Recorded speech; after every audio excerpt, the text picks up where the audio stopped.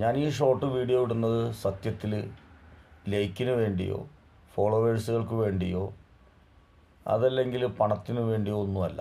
കാരണം ഈ വരുമാനമില്ലാതെ ജീവിച്ച ഒരുപാട് തലമുറകൾ ഇതിന് മുൻപ് കഴിഞ്ഞു പോയിട്ടുണ്ട്. മനുഷ്യർ സത്യം പറഞ്ഞാൽ പണം എന്നുള്ളതും അവന് ജീവിക്കുക എന്നുള്ളതും എത്ര സുഖകരമായ സൗകര്യങ്ങളിലൂടെ അത് മുന്നോട്ട് കൊണ്ടുപോകാമെന്ന് പരീക്ഷണം നടത്തുന്ന ഒരു ജന്മമാണ് മനുഷ്യൻ്റേത്. അധ്വാനം എത്ര കുറക്കാം, വരുമാനം എത്ര കൂടുതൽ സമ്പാദിക്കാം എന്നതാണ് മനുഷ്യൻ്റെ ചിന്തകൾ. അതിന് ഏത് വഴിവിട്ട വഴികളും ഏത് നെറികെട്ട പ്രവൃത്തിയും ചെയ്യും. അതാണ് മനുഷ്യൻ.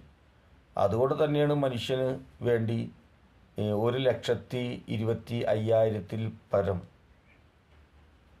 ബോധവൽക്കരണ ക്ലാസ്സുകൾക്കനുസരിച്ച പണ്ഡിതന്മാർ അതല്ലെങ്കിൽ പ്രവാചകന്മാരെ ഈ പ്രപഞ്ചത്തിൽ പറഞ്ഞയച്ചത്. കാരണം അതുമാത്രമല്ല, ഇവരെല്ലാം ഒരു തവണ പറഞ്ഞു പോയതുകൊണ്ട് അവസാനിച്ചില്ല. പിന്നെ അതിനെ പിൻപറ്റുകയാണെങ്കിൽ 5 നേരം അവർക്ക് കറക്റ്റായിട്ടുള്ളതായ ശരീരം കൊണ്ടുള്ള വഴങ്ങൽ, അടിമപ്പെടലുണ്ട്. അതുമാത്രമല്ല, ആഴ്ചയിലൊരിക്കൽ അവർ തീർച്ചയായിട്ടും അവരെ പ്രബോധനം ചെയ്തേ പറ്റൂ. അങ്ങനെ മാത്രമായാൽ പോരാ, വർഷത്തിലൊരിക്കൽ എവിടെയെങ്കിലും വിളിച്ചു കൂട്ടിയൊരു മൈതാനിൽ ഈ മനുഷ്യ സമുച്ചയത്തെ വീണ്ടും പ്രബോധനം ചെയ്യണം. എവിടെയും പിഴച്ചു പോകാൻ സാധ്യതയുള്ള ഒരു ജീവിയാണ് മനുഷ്യൻ.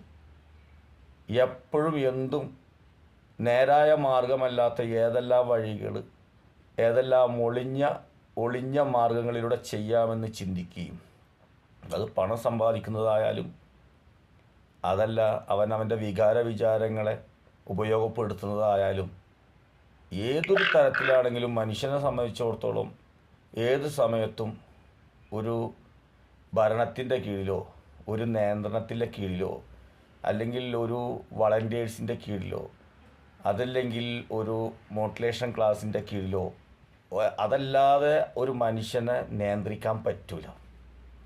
അതാണ് മനുഷ്യൻ. അപ്പോൾ അതുകൊണ്ട് ഞാൻ സത്യത്തിൽ യൂട്യൂബിൽ ഇങ്ങനെ ഒരു ചെറിയ ഷോർട്ട് വീഡിയോ ഇടുന്നത് ഫോളോവേഴ്സിനോ ലൈക്കിനോ കമൻറ്റിനോ വേണ്ടിയേ അല്ല. എൻ്റെ വിവരത്തിനും എൻ്റെ അറിവിനും എൻ്റെ കണ്ണുകൊണ്ടും കാതുകൊണ്ടും എൻ്റെ നടത്തം കൊണ്ടും എൻ്റെ ഇരുത്തം കൊണ്ടും ഞാൻ കാണുകയും കേൾക്കുകയും ചെയ്യുന്ന എനിക്ക് ബോധ്യമുള്ള കാര്യങ്ങൾ ഞാൻ പറയുകയാണ്. അതിൽ അമാസിനെ വെള്ള പൂശാൻ വേണ്ടിയാണ് അല്ലെങ്കിൽ വെള്ള പൂശാനാണ് എന്നൊക്കെ പറയുന്ന ആൾക്കാരുണ്ട്. സത്യത്തിൽ ഈ ലോകത്തിൽ വേറെ ആരെയാണ് അമേരിക്കയെ വെള്ള പൂശാൻ പറ്റുമോ? അന്ന് ഹിരോഷിമയെ ചെയ്ത് തുടങ്ങി ഇന്നും ചെയ്തുകൊണ്ടിരിക്കണം എന്നാണ്. ഇസ്രായേൽ